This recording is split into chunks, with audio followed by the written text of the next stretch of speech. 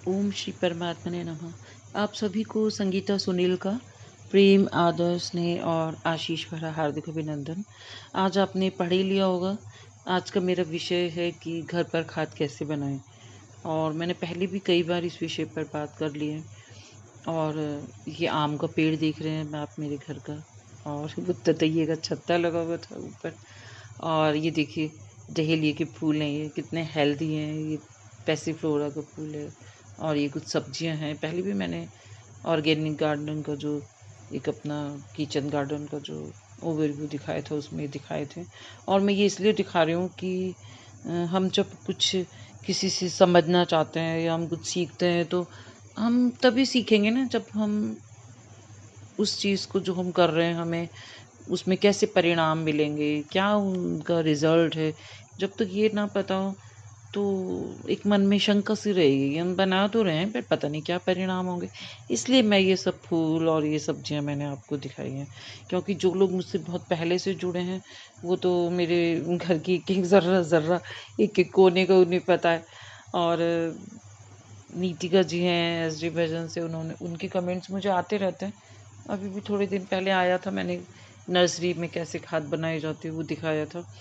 और अब मैं ये आपको दिखा रही हूँ। देखिए ये गार्डन सॉइल लीजिए आप, और 5 भाग मैं तो लेती हूँ अगर गमले में मुझे बनाना हो तो, क्योंकि मेरी जो मिट्टी है, मेरी सॉइल है गार्डन की, बहुत हेल्दी है।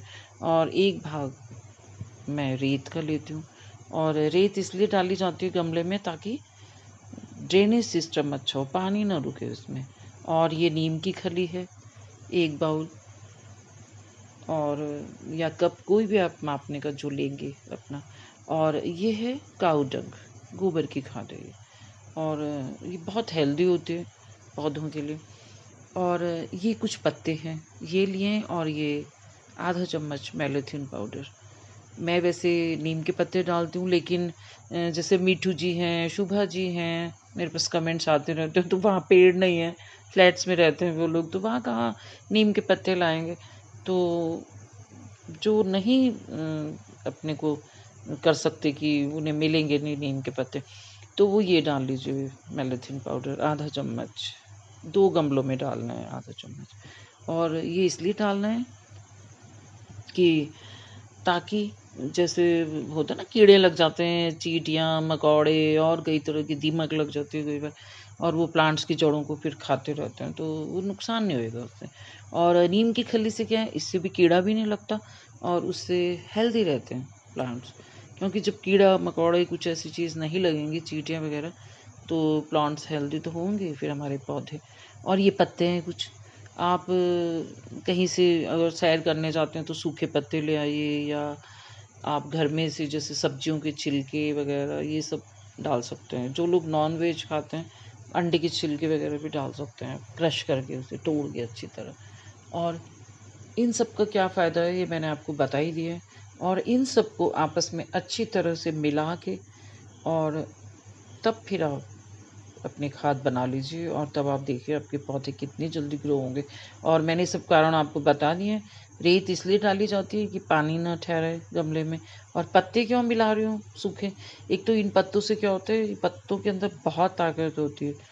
और दूसरी क्या फ़ायदा है कि ये हल्के होते हैं, और थोड़ी हवा के लिए भी जगह रहती है, जड़ों को थोड़ी हवा भी चाहिए, थोड़ा पोलापन जिसे कहते हैं ना, सॉफ्टनेस, हल्की रहती है मिट्टी, तो इसलिए मिलाने का इनका फ़ायदा रहता है। और नहीं तो जैसे अगर हम बिल्कुल ही रेत डालेंगे, मिट्टी डालेंगे, तो गमले में मिट्टी बैठ जाती है फिर। और ये भी देखिए घर की गुलाब है, तो आप भी, कोई ऐसा मुश्किल नहीं है, इन सब चीज़ों को मिलाइए। और मैं तो अपने गार्डन में 5 बाउल, 5 कटोरियाँ के करीब, मतलब 5 भाग या 6 भाग भी कई बार इसका डाल लेती हूँ।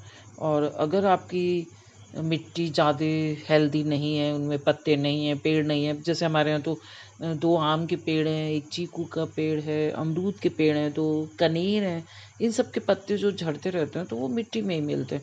और इसीलिए देखिए सभी प्लांट्स कितने हेल्दी हैं। तो अगर आप कहीं ऐसी जगह रहते हैं जहाँ पे पेड़ों के पत्ते नहीं गिरते, तो आपकी मिट्टी इतनी हेल्दी नहीं होगी, इतनी रिच नहीं होगी वो। और इसलिए फिर आप मिट्टी की मात्रा कम रखिए और खाद की मात्रा ज़्यादा डाल लीजिए। थोड़ा सा अपने हिसाब से आप ज़्यादा कम कर सकते हैं। और जब आप घर में फूल पौधे पत्ते लगाएंगे तो उनका एक एक अंकुर जब निकलता है तो एक अलग ही एक घर का एक वातावरण, एक खुशी हो जाती है और अकेलापन तो बिल्कुल भी महसूस नहीं होता। और जिन्होंने मेरी वीडियोस शुरू से मेरे साथ जुड़े हुए हैं जो, तो उन्हें पता है कि कितने ये अपना ऑर्केस्ट्रा करते रहते हैं, पक्षी बैठे हुए हैं। तो आप भी अपने आंगन को महकाइए। और ये देखिए, ये भी सब मेरे घर के गुलाब हैं सब। और मैं आपसे ये कहूँगी कि इन इस काम को करने के लिए कोई ऐसे डरने की ज़रूरत नहीं है। आपके अंदर जुनून होना चाहिए बस। और इन्हें बच्चों की तरह प्यार कीजिए, बातें कीजिए इनसे। और एक बाउल में पानी ज़रूर रखिए। आजकल तो बरसात है, लेकिन अब बरसात कुछ प्रांतों में तो अब नहीं है, तो वहाँ पक्षी फिर ढूँढते हैं। और ये देखिए चंद्रमा है, इनकी शीतलता, पूरी दुनिया में यही एक चंद्र है हम सभी के, चाहे हमारी कोई भी जाति, धर्म, किसी भी प्रांत के हों, बच्चे हों चाहे बूढ़े हों, ये रोशनी सबके लिए है इनकी। और हमें भी अगर कोई चीज़ अच्छी लगती है तो हमें भी, अगर आपको वीडियो अच्छी लग रही है तो आप इसे शेयर कीजिए, लाइक कीजिए, ताकि मुझे पता लगे कि, और अपने कमेंट्स में ज़रूर बताइए कि आपको ये वीडियो कैसी लगी। और चैनल को सब्सक्राइब कीजिए। और मैं फिर मिलूँगी किसी नई बात के साथ। धन्यवाद।